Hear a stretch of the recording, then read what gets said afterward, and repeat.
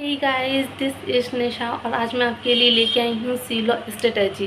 क्योंकि ग्रुप 1 में हमें CFM के अलावा किसी सब्जेक्ट से डर लगता है तो वो है सी लॉ, और सी लॉ से लगना भी चाहिए बिकॉज ये हमारे पूरे CS का किंग है। जैसे हमारे बॉलीवुड का किंग हमारा SRK है, उसी तरीके से हमारे CS का किंग है हमारा सी लॉ। तो आज मैं आपको इस वीडियो में बताने वाली हूँ कि हमें कौन कौन से चैप्टर्स को प्रायोरिटी पर रखना है और किस टीचर से करना है और कैसे करना है। So let's start the video. So सबसे पहले गाइस हमें करना है general meeting, because general meeting complex chapter है और लेंथी चैप्टर है बट स्कोरिंग है। यह एग्ज़ाम में हर बार आता ही आता है और एटलीस्ट इससे 5-7 नंबर का तो पूछा ही जाता है।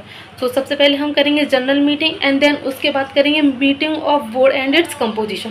क्योंकि सबसे पहले हम मीटिंग वाले चैप्टर्स को निपटाएंगे। तो सबसे पहले chapter number 13 and chapter number 16 दो चैप्टर करेंगे, board meeting and meeting of board and its composition. Then उसके बाद हम करेंगे डायरेक्टर्स भी काफ़ी बड़ा चैप्टर है एंड स्कोरिंग है ये भी। सो उस सबसे पहले हम करेंगे फिर उसके बाद करेंगे डायरेक्टर्स एंड डायरेक्टर्स के बाद करेंगे board composition and it's power of board, ये 4 चैप्टर। देन उसके बाद हम करेंगे CSR भी काफ़ी इंपॉर्टेंट चैप्टर है। ये हर बार पूछा जाता है एटलीस्ट 5 मार्क का, या तो इसमें से प्रैक्टिकल सब्जेक्ट आता है या फिर थ्योरी आता है। एंड देन उसके बाद करेंगे हम KMP में से भी पूछा जाता है एटलीस्ट 3 to 5 मार्क का। सो सबसे पहले तो हमारा पार्ट बी का हो गया general meeting, board meeting of the board, directors and board composition and CSR and KMP। And मैं ये नहीं कहूँ बाकी ये चैप्टर्स छोड़ने हैं, वो भी कर रहे हैं बट इन चैप्टर्स को प्रायोरिटी पर रखना है। एंड देन नाउ अब हम आते हैं पार्ट ए पर। सो गाइस अब हमें करना है पार्ट बी में सबसे पहले हमें करना है chapter number 4 share and share capital. Because हाँ ये थोड़ा सा बड़ा चैप्टर है और टेक्निकल है और इम्पोर्टेंट है, बिकॉज ये हम सी लॉ में भी पढ़ते हैं और ये हमें CFM में भी हेल्प करता है। ये हमें सी लॉ में डिटेल में दिया गया है, अगर हम इसे यहाँ पढ़ लेते हैं तो ये हमें CFM में भी हेल्प करेगा चैप्टर नंबर 4 में। एंड देन चैप्टर नंबर 4 के बाद हमें करना है chapter number 5 members and shareholders. Then उसके बाद करना है चैप्टर नंबर 6 डेट इंस्ट्रूमेंट। फिर उसके बाद करना है हमें चैप्टर नंबर 7 चार्जेस, काफ़ी इंपॉर्टेंट है। एंड फिर उसके बाद करना है chapter number 8 distribution of profit, काफ़ी इंपॉर्टेंट है। इसमें से थ्योरी क्वेश्चन भी पूछा जाता है और प्रैक्टिकल भी पूछा जाता है। देन उसके बाद फिर हमें करना है डोरमेंट कंपनी, बहुत छोटा सा चैप्टर है और बहुत ही मज़ा आता है इसको पढ़ने में। एक आधे घंटे में हो जाएगा आपका ये चैप्टर और 4 से 5 नंबर का ही आता है। एंड देन उसके बाद फिर हमें करना है chapter number 9 accounts and audits, काफ़ी इंपॉर्टेंट है।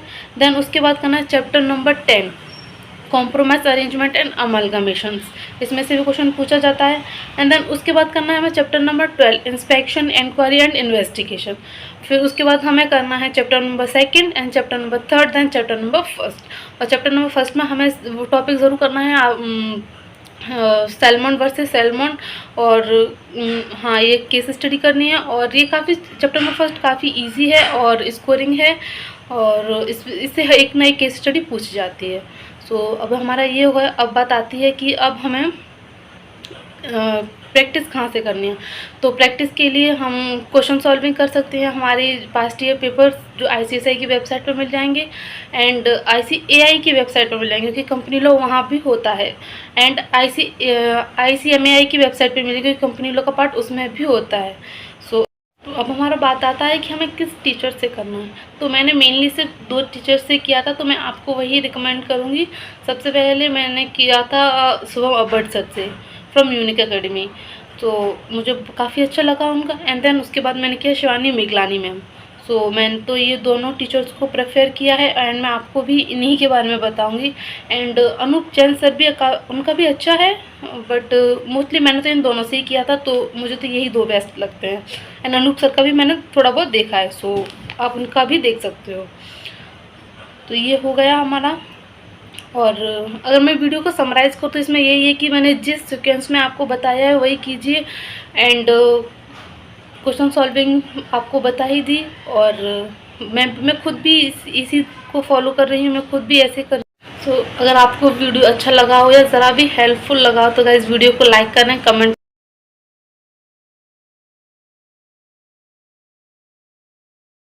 करें एंड चैनल को सब्सक्राइब करें ताकि मैं ऐसी कोई भी वीडियो लेके आऊँ जो आप तक पहुँच सके।